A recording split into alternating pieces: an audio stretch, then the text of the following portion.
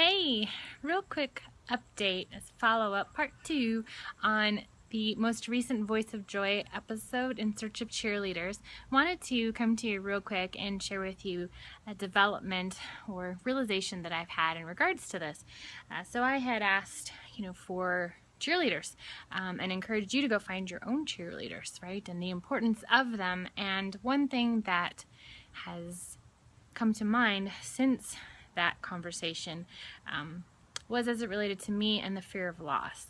And I believe one way is to have cheerleaders is by making honest connections with people. You don't really have a desire to cheer for somebody you don't know who they are, right? You don't know what they stand for. You don't have that connection with them. So I believe that is truly one thing that's very important to finding those cheerleaders, is making connections with people. And so one reason I've been feeling a little bit of the lack of that is that I am spreading myself too thin because of the fear of loss. And what do I mean by that? Well, look at your Facebook groups and how many are you in? How many groups are you in? Whether you're active in them or not, or whether they're only active periodically or not, whatever the different variations and situations and whatnot of them are, how many are you in? And I'll tell you, I'm in lots. And I'm in lots that I don't participate in, or I just jump in sporadically, or I see a great post, I'm like, ooh, that's really cool, or there's so much out there with trainers and coaches and thought leaders who are putting great content out there, and they're offering so much stuff for you to take advantage of, and I'm like, yeah, that's awesome. I want to do that one, I want to do that one, I want to do this one, yep, I got put this on my calendar, I want to sit and listen to this, and oh my gosh, this is great info, and I'm like all over the place. But from any of those, yes, I may learn some nuggets that I can reshare and I can incorporate into my own personal growth, but what connections have I made? It's going to be like a massive group of, just people, strangers, and I'm not really engaging with them.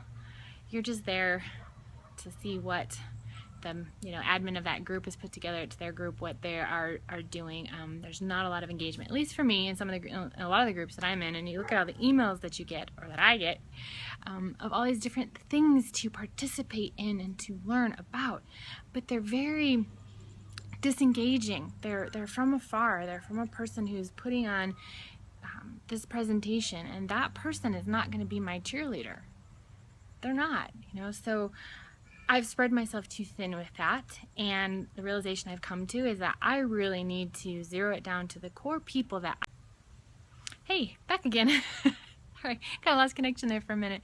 But I got to think about who I really want to be a cheerleader for. And start making those connections. Like, what group of people do I find the most engagement with, the most fulfillment with, that I believe in what the group stands for, the people that are brought together in that group, the engagement that I'm having with individual players, and who's really looking for a cheerleader, who's got somewhere that I can support, something that they're working on that I might have a skill to be able to help them with. So that's my latest thing. I'm going to start going through all of my groups and all of the emails that I get from all kinds of things I've subscribed to, and really find just the core leaders, trainers that I want to follow, zero in on them, make them a priority, and then all of the closer connections that I have that I want to support and help grow, and provide as much value for them as I can, and put out as much of great content as I can, instead of spending all of my time learning from all of these people and just being so absorbed and pulled in a million different directions. I want to zero in on what my message is and deliver that and put more content out there. So that's how I'm going to kind of refine my list a bit. What groups do I really want to be part of that I get a lot of value from, that I'm making some great connections in. So potential cheerleaders and cheerleadies be in those groups. So I'm going to really narrow that down to find the ones that best provide the value and the support that I'm looking for. And then I'm really going to fine tune the message that I'm putting out there and who I can reach, and the greater, broader audience that I can reach with my message. And by doing that, I'm going to be drafting cheerleaders as I go, because I'm going to find the right people. And by being the voice of joy, that is my passion, my mission, and what I really want to do to help and inspire people. The more people I can inspire, the more cheerleaders I'm going to have, because they're going to appreciate the inspiration that they got, and they're going to give me that feedback, and that's what I'm looking for. So that's my plan.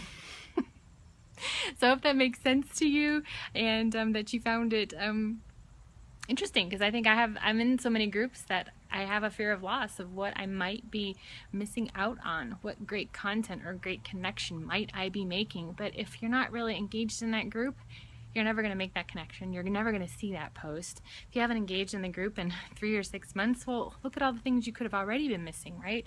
So I need to stop that mentality, that fear of loss, and really focus on what I want to gain and be selective about who I'm engaging with, and kind of quiet the noise that's coming in at me from all directions. And I'm sure it's coming in for you the same way. It's all everywhere we go. So that's my little tip for you, kind of midweek between episodes of Voice of Joy, is really kind of take a look at the news that you have coming in, and even if it's a great training from a great trainer, super successful, how many of those can you really spend your time on? What's the better bang for your buck? Can you be somewhere else really engaging with people, one-on-one, or in a much smaller, more intimate group, or making those connections, starting those conversations, and get rid of all of that other excess stuff and put yourself out there. Fine-tune the message that you want to get out there, and start be more of a less of a consumer,